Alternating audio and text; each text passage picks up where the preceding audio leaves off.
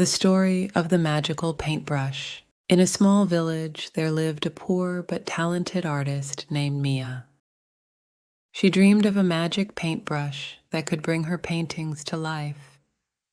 One day, an old man gave her a magical paintbrush. Mia began to create beautiful paintings, and every stroke of the brush made her creations come alive.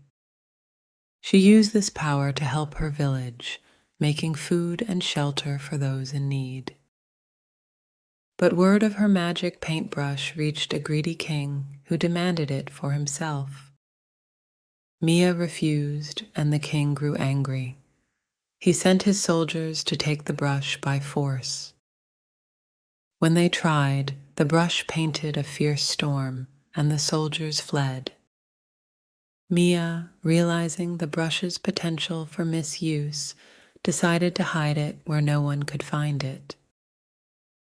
She continued to use her art to bring happiness and prosperity to her village, teaching them that true magic lies in kindness and creativity. Moral of the story: true magic is found in kindness and creativity, hot in material possessions.